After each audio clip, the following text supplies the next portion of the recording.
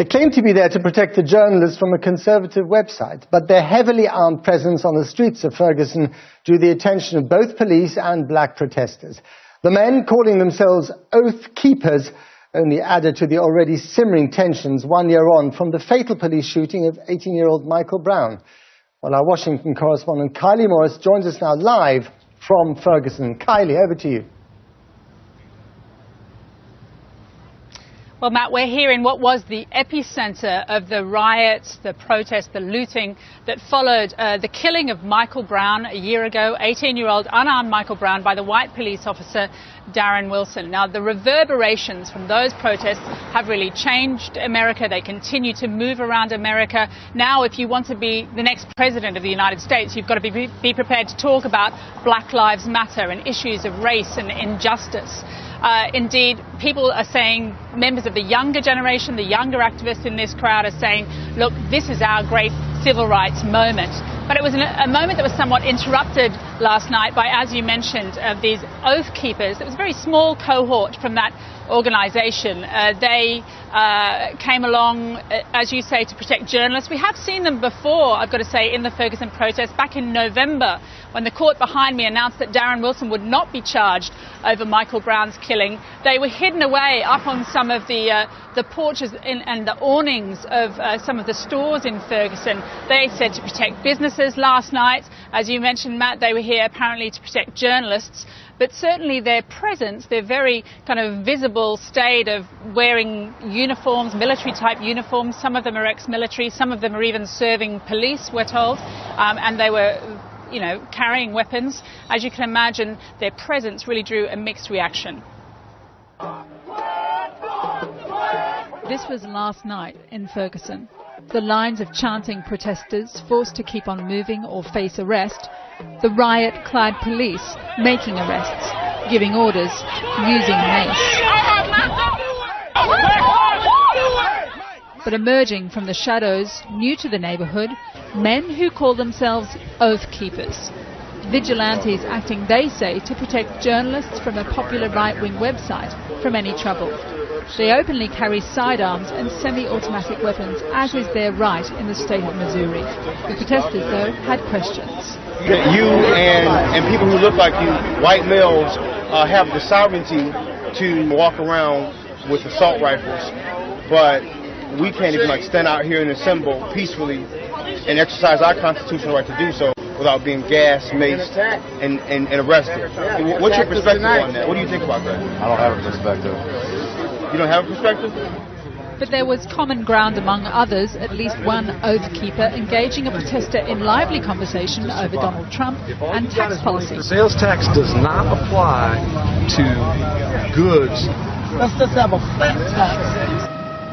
Yesterday evening, before darkness fell, protesters closed all 10 lanes of a major highway. Their lines eventually broken by police, who arrested dozens of people, in one case using strong-arm tactics to flip a protester onto the road. The county declared a state of emergency after gunfire on the sidelines of Sunday night's protests. The police shot and critically wounded one 19-year-old who they say had shot at them. We saw things spiral out of control. I can tell you that our community has come too far and has worked too hard to be set back again. But it's hard to know how this keeps the peace, putting civil rights leaders in handcuffs, including the prominent philosopher Cornel West and Black Lives Matter activist DeRay Mckesson, during a peaceful sit-in outside the federal court. This place is now synonymous with the protest that began a year ago after the killing of Michael Brown. Ferguson may have changed America and restarted the conversation around race and injustice, but the fight for change in this St. Louis suburb, where everything began, isn't over yet. So I'm joined now by the police, one of the kind of most prominent voices and co-founders of the Black Lives Matter movement. DeRay, let's just first start with your arrest yesterday. Do you know why you were arrested? Yeah, it appears that it was an unusual obstruction of a usual entryway or entrance. So you were sitting too close to the doorway? I actually wasn't sitting at all. So my partner Netta, she was filming the police, and I was also filming, but from a different vantage point, and she had gotten arrested for filming. So I came over to question her arrest, and I was arrested as well. You haven't been arrested here before.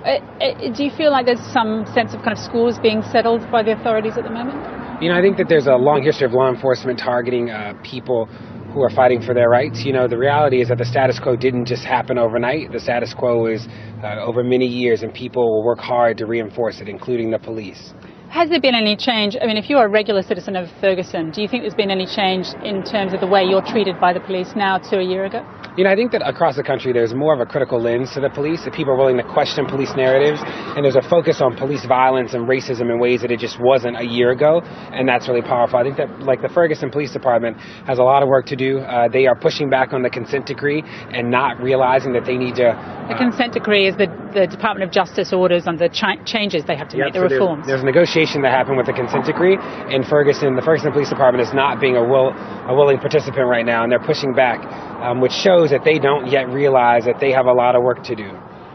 Tell me about how polarizing, in a way, the movement is become, not necessarily your movement, but there is a right-wing pushback against the Black Lives Matter movement, which feels more and more vociferous every day.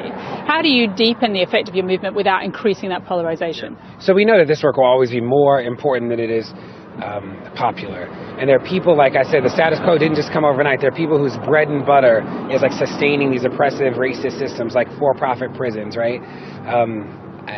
The right's response to us is a sign that the movement's working, right? So the Oath Keepers' presence last night, do you connect that at all to that kind of right-wing pushback? Why do you think they were here, and what was your reaction to their presence? Yeah, the presence of the Oath Keepers is a reminder that the police here police based on race.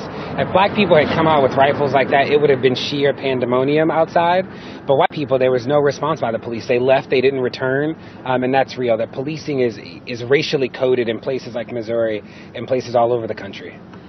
How long do you think it will take before Black Lives Matter, the movement, becomes irrelevant? Yeah, you know, the reality is that it took us a year to expose and convince the terror of police violence, to expose it and then tell people and convince them that it was real. I think that what we'll see in the next year is a focus on solutions and a conversation about how do we end it. The protest will end when injustice ends, and not a moment before. Okay, DeRay Mckesson, thank you very much for joining us. That's all from Ferguson. Now it's back to you in London. Thank you very much, Kylie.